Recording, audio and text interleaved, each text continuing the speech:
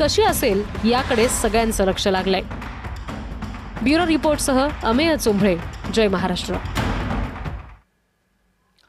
स्थानिक स्वराज्य संस्थांच्या निवडणुकांना सुरुवात होत असताना महायुतीतल्या कुरबुरी सुद्धा चव्हाट्यावर आल्या होत्या। स्थानिक स्वराज्य संस्थांच्या पहिल्या टप्प्याच्या निवडणुकांचे निकाल लागलेत, महायुतीला चांगलं यशही मिळालेत, पण कुरबुरी काही थांबायचं नाव घेत नाहीयेत।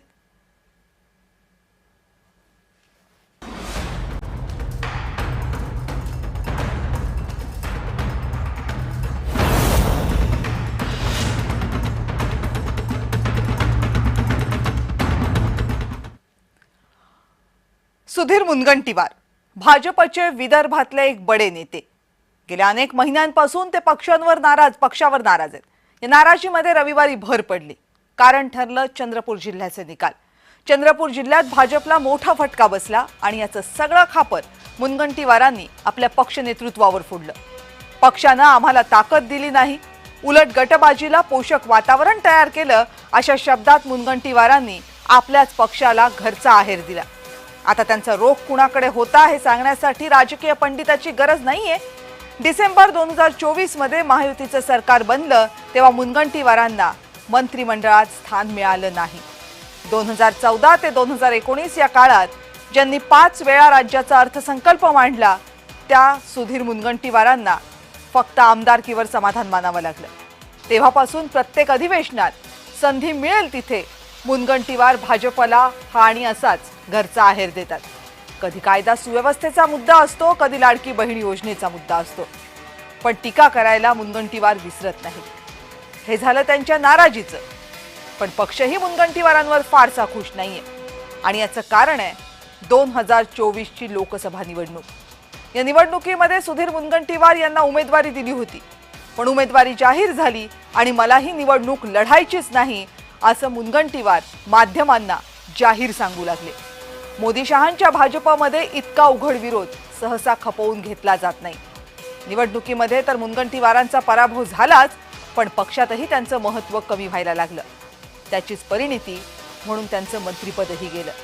पक्षाच्या अतिमहत्त्वाच्या बैठकांसाठी निमंत्रण येणंही बंद झालं आणि या परिस्थितीत मुनगंटीवारांची नाराजी वाढत गेली, ज्याचे परिणाम कालही दिसले। मुनगंटीवार कालच्या निकालानंतर नेमकं काय म्हणाले बघा।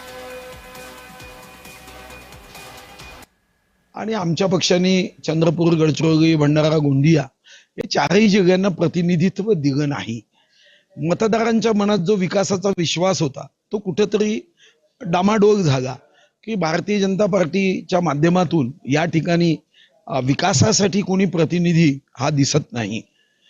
दुसरं, गडबाजीला पोषक वातावरण आमच्या पक्षाच्या नेत्यांनी या जिल्ह्यामध्ये होईल अशा पद्धतीने निर्णय ते घेत गेले आणि मग गडबाजीला प्रोत्साहन होईल असं वातावरण याचाही काही फटका हा निश्चितपणे आमच्याकडे झाला।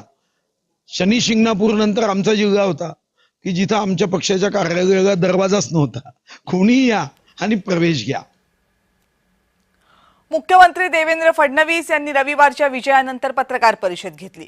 अपेक्षेप्रमाणे त्यांना मुनगंटीवारांच्या नाराजीबद्दलही विचारलं गेलं, पण शब्दात अडकतील ते फडणवीस कसले या मुद्द्यातून सुद्धा फडणवीसांनी अलगद वाट काढली, विषय संपवला।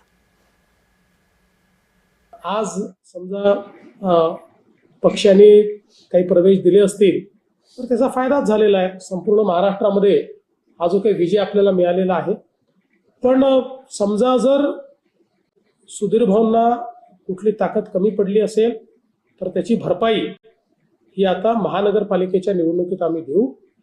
पूर्ण ताकद देऊन चंद्रपूरची महानगरपालिका आम्ही निवडून आणू।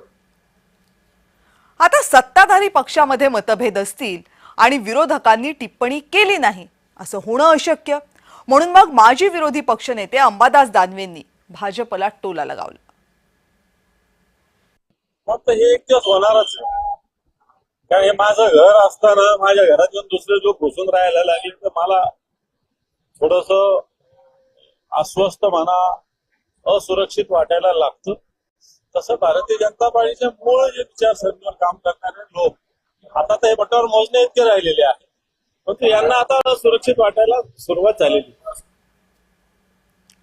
त्यामुळे भाजपचं यश, भाजपमधल्या कुरबुरी याच्या चर्चा तर झाल्या,